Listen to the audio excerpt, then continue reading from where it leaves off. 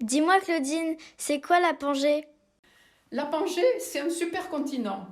À l'époque qui nous intéresse, on avait tous les continents, l'Afrique, l'Amérique du Sud, l'Amérique du Nord, l'Europe, l'Australie aussi, tous ces continents regroupés en un continent unique qu'on appelle la Pangée.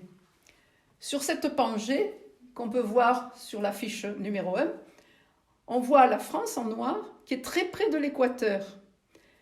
Ce qui montre que notre région, à cette époque-là, c'était bien avant les dinosaures, se retrouvait sous un climat tropical humide. Et c'est dans cet environnement que l'on va pouvoir découvrir, grâce aux fossiles des vitrines 2 et 3, les organismes qui vivaient. À cette époque, c'était un monde totalement différent du nôtre. Il faut imaginer un monde sans fleurs, sans oiseaux. Les bruits que l'on pouvait entendre, c'était le barbotement de certains animaux, mais aussi le frémissement des bruits des ailes de libellules, parce qu'il y avait des insectes quand même. Alors qu'est-ce qu'on retrouve dans cet environnement? En 9, on retrouve des fossiles qui correspondent à des feuilles qui ressemblent à nos fougères, mais ces fougères à l'époque étaient des fougères en forme d'arbre, qui pouvaient atteindre jusqu'à 5-10 mètres de haut. Elles vivaient en bordure des ruisseaux ou des lacs. Dans ces lacs, eh bien, on allait pouvoir trouver, vitrine 3, numéro 8, des traces de tout petits animaux. On voit des traces à 4 doigts, dont les doigts sont arrondis.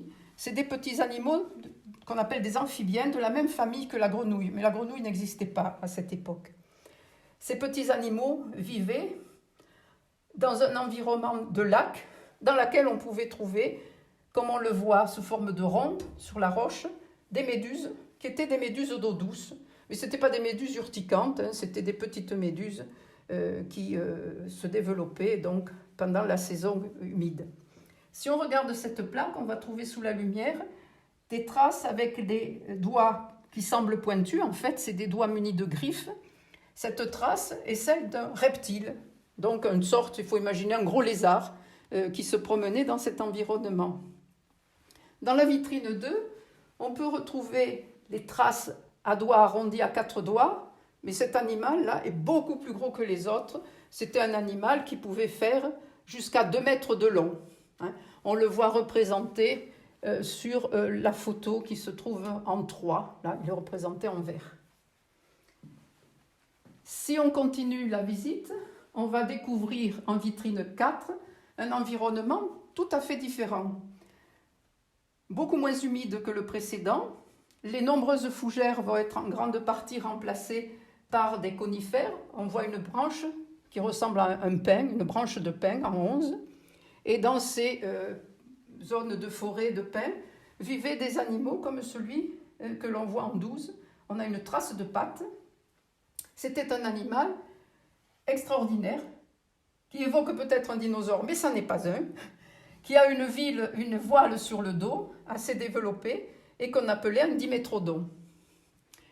Si tu continues la visite, tu vas pouvoir découvrir des environnements avec des animaux totalement différents qui montrent un environnement qui a changé, qui devient de plus en plus sec.